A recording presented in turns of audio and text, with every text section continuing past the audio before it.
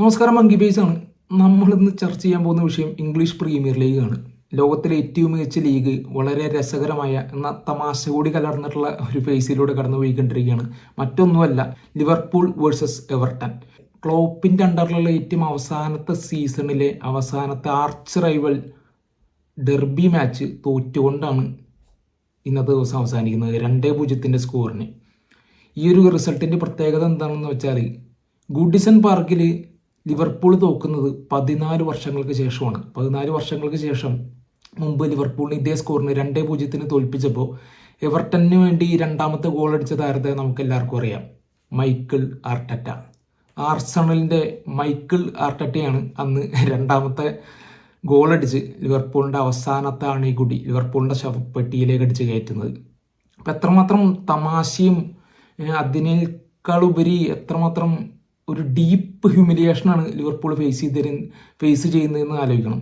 കാരണം ഇപ്പോൾ ടേബിളിൽ ഒന്നാമത് നിൽക്കുന്ന ആർസണലിൻ്റെ കോച്ചാണ് 14 വർഷങ്ങൾക്ക് മുമ്പ് ലിവർപൂളിനെതിരെ ഗോൾ അടിച്ചത്. അങ്ങനെ ക്ലോപ്പിൻ്റെ അവസാനത്തെ സീസൺ വളരെയധികം മോശകരമായി അവസാനിക്കുന്ന ഒരവസ്ഥ. ആ ഒരവസ്ഥയിലൂടെയാണ് ഇപ്പോൾ ലിവർപൂൾ കടന്നുപോയിക്കൊണ്ടിരിക്കുന്നത്. ഈ ഒരു അവസ്ഥ ഏറ്റവും കൂടുതൽ ചൂഷണം ചെയ്യാൻ പോകുന്നത് 2 കളികൾ കുറവ് കളിച്ചിട്ടുള്ള പെപ്പ് ഗാർഡിയോളയുടെ മാഞ്ചസ്റ്റർ സിറ്റി ആയിരിക്കും. മാഞ്ചസ്റ്റർ സിറ്റിയെ സംബന്ധിച്ച് UCL പോയിരിക്കുന്ന ഒരു അവസ്ഥയിലാണ്. FA കപ്പിൻ്റെ ഫൈനലിൽ മാഞ്ചസ്റ്റർ ഡെർബി കാത്തിരിക്കുന്ന ഒരു പെപ്പ് ഗാർഡിയോളയുണ്ട്. അദ്ദേഹത്തെ സംബന്ധിച്ച് വേറെ ഒന്നും കിട്ടിയില്ലെങ്കിലും ഇത്തവണ പ്രീമിയർ ലീഗ് 2 കൈ നീട്ടി സ്വീകരിക്കും കാത്തിരിക്കുകയാണ്. കാരണം അതില്ലെങ്കിൽ ഇത്തവണ സിറ്റിക്കും അത്രയും മോശമായൊരു സീസണായിരിക്കും. അപ്പോൾ ആർസണലിനെ സംബന്ധിച്ച് ഒരു ചാൻസ് ഉണ്ടെങ്കിൽ പോലും 2 കളികൾ കുറച്ച് കളിച്ചിരിക്കുന്ന പെപ്പ് ഗാർഡിയോളയുടെ സിറ്റിയെ സംബന്ധിച്ച് ഇത്തവണ ഏറെക്കുറെ പ്രീമിയർ ലീഗ് ഷുവറാണ്. ആ ഒരു അവസ്ഥയിൽ നിൽക്കുമ്പോഴാണ് ടൈറ്റിൽ വിന്നിങ് റേസ് ഇങ്ങനെ നടന്നുകൊണ്ടിരിക്കുമ്പോൾ അവസാനത്തെ 2 കളി, അതായത് ടേബിളിൻ്റെ താഴെത്തട്ടിൽ കിടക്കുന്ന ക്രിസ്റ്റൽ പാലസിനോടും എവർട്ടണോടൊക്കെ തോക്കുക എന്ന് പറഞ്ഞാൽ ക്ലോപ്പ് എന്തൊക്കെ സ്വപ്നം കണ്ടിട്ടായിരിക്കും തൻ്റെ അവസാനത്തെ സീസണിലേക്ക് കിടന്നിട്ടുണ്ടാവുക അല്ലേ? ആ ഒരു അവസ്ഥയിലായിരുന്നു ലിവർപൂൾ പോലും. കാരണം എത്രയൊക്കെ ട്രെയിലിംഗ് ആയി നിന്നാലും സെക്കൻഡ് ഹാഫ് തിരിച്ച് ഗോൾ അടിക്കുക, സല അല്ലെങ്കിൽ എലിയോട്ട് അല്ലെങ്കിൽ ഡയാസ് പോലുള്ള താരങ്ങൾ തിരിച്ച് ഗോളടിച്ച് തിരികെ കൊണ്ടുവന്നിട്ടുണ്ട്. ഒരു ഫേസിൽ കഴിഞ്ഞൊരു 2 ആഴ്ച മുമ്പുള്ളൊരു ഫേസിൽ വരെ മെക്കലിസ്റ്റർ എൻഡോ ഡുവോ ഉള്ളൊരു മിഡ്ഫീൽഡ് വരെ യൂറോപ്പിലെ തന്നെ ഏറ്റവും മികച്ച മിഡ്ഫീൽഡ് ഡുവോ ആയിട്ട് കരുതപ്പെട്ടിരുന്നതാണ്. പക്ഷെ അവരൊക്കെ ഉണ്ടായിട്ടും ലിവർപൂൾ അവസാനത്തെ ക്രിസ്റ്റൽ പാലസിനും എവർട്ടനും എതിരെയുള്ള കളികൾ തോറ്റുകൊണ്ട് അമ്മാതിരി ഹ്യൂമിലിയേഷനിൽ നിൽക്കുന്നൊരവസ്ഥ.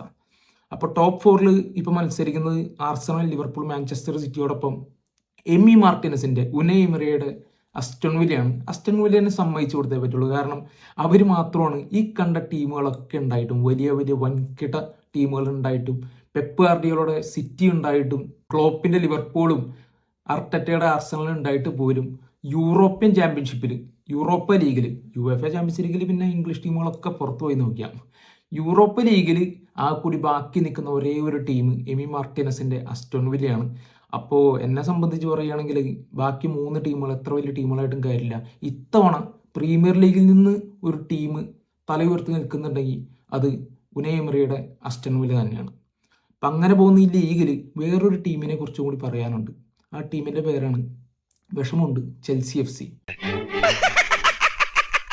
ഒരു ചെൽസി ആരാധകനും കൂടിയായ ഞാൻ ഈ ഒരു സീസൺ കാണുമ്പോൾ സകലമാന പ്രതീക്ഷയും പോയിട്ടാണ് ഓരോ കളികളും കാണുന്നത്.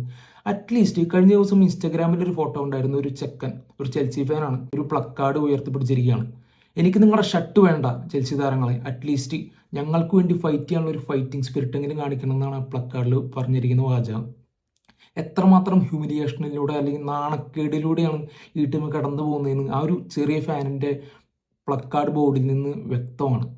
കാരണം നിലനിൽക്കുന്ന ഒരു ടീമിലേക്ക് എത്രയോ മില്യൺ കൊടുത്തിട്ടാണ് കൊണ്ടുവന്ന താരങ്ങൾ, മ്യൂഡ്രിക്ക് അടക്കമുള്ള താരങ്ങൾ, എൻസോ ഫെർണാണ്ടസ് അടക്കമുള്ള, കൈസിഡോ അടക്കമുള്ള താരങ്ങൾ. ഇവർക്ക് അങ്ങടും ഇങ്ങടും ഒരു പാഷൻ ഇല്ലാത്ത കളി എന്ന് പറഞ്ഞില്ലേ? എനിക്ക് തോന്നുന്നു ഒരു ദശാബ്ദത്തിനുള്ളിൽ തന്നെ ഇത്രയും മോശം പാഷനിലൂടെ അല്ലെങ്കിൽ ഒരു ടീം കെമിസ്ട്രിയിലൂടെ പോകുന്ന ഒരു ടീം ഇത്തവണത്തെ ചെൽസി തന്നെയാണ്. എൻസോ ഫെർണാണ്ടസ് കൈസിഡോ സഖ്യം പരമാവധി പരിശ്രമിച്ചിട്ട് കൂടി ഒരു നിലയ്ക്കും ഫൈനൽ തേർഡിൽ മര്യാദയ്ക്ക് ഒരു പാസോ ഒരു ഷോട്ടോ നിക്കോൾ ജാക്സൺ അടക്കമുള്ള താരങ്ങൾക്ക് നൽകാൻ കഴിയുന്നില്ല, അല്ലെങ്കിൽ ഒരു ഗോൾ പോസ്റ്റിലേക്ക് നല്ലൊരു ഗോൾ അടിച്ച് കയറ്റാൻ പറ്റുന്നില്ല എന്നുള്ളത് വളരെ ശോചനീയമായ ഒരു അവസ്ഥയാണ്. അപ്പോൾ ചെൽസിയെ സംബന്ധിച്ച് ഇപ്പോൾ 9ാം സ്ഥാനത്ത് നിൽക്കുന്നുണ്ട്. പരമാവധി എത്താൻ പറ്റുന്ന ഒരു സ്ഥാനം എന്ന് പറഞ്ഞാൽ 6ാം സ്ഥാനമാണ്. അതിനുവേണ്ടി മത്സരിക്കേണ്ടി വരുന്നത് രണ്ടേ രണ്ട് ടീമുകളോടാണ്. 2 യുണൈറ്റഡ് ടീമുകളാണ്. ഒന്ന് ന്യൂകാസിൽ യുണൈറ്റഡ്, വളരെ ശക്തമായ ഒരു ടീമാണ്. പക്ഷെ എന്തോ നിർഭാഗ്യവശാൽ കുറച്ച് കളികൾ മോശം പ്രകടനം കാരണം ഇപ്പോൾ 7ാം സ്ഥാനത്ത് നിൽക്കുന്നു. പിന്നുള്ളത് മാഞ്ചസ്റ്റർ യുണൈറ്റഡ് ആണ്. മാഞ്ചസ്റ്റർ യുണൈറ്റഡിനെ കുറിച്ച് പറയുകയാണെങ്കിൽ ഇന്നത്തെ കളി അവരെങ്ങനെയൊക്കെയോ ഷെഫീൽഡ് യുണൈറ്റഡിനെതിരെ ഒരു 4-2 ജയിച്ചെങ്കിൽ പോലും മൊത്തത്തിൽ ഇംഗ്ലീഷ് പ്രീമിയർ ലീഗിന് എടുക്കുക, അല്ലെങ്കിൽ ബാക്കിയുള്ളൊരു ടൂർണമെൻറ്റുകളിലെ മാച്ചസും കൂടി എടുക്കുകയാണെങ്കിൽ മാഞ്ചസ്റ്റർ യുണൈറ്റഡും വളരെ പരിതാപകരമായ ഒരു അവസ്ഥയിലൂടെയാണ് കടന്നുപോയിക്കൊണ്ടിരിക്കുന്നത്. അപ്പോൾ ഇത്തരത്തിൽ ലോകത്തിലെ ഏറ്റവും മികച്ച ലീഗാണെന്ന് പറയുമ്പോഴും ഇംഗ്ലീഷ് പ്രീമിയർ ലീഗ് പോയിക്കൊണ്ടിരിക്കുന്ന ഒരു സാഹചര്യം എന്ന് പറഞ്ഞാൽ വളരെ ശോചനീയമാണ്. ഇതിൽ നിന്ന് അടുത്തൊരു സീസണിലേക്ക് കടക്കുമ്പോൾ എത്രത്തോളം താരങ്ങൾ കൊഴിഞ്ഞു പോകുമെന്നോ എത്രത്തോളം താരങ്ങൾ വന്ന് ടീം വീണ്ടും മുൻഗണന നിരയിലേക്ക് വരുമെന്നും നമുക്കറിയില്ല. ഏതായാലും കാത്തിരിക്കാം.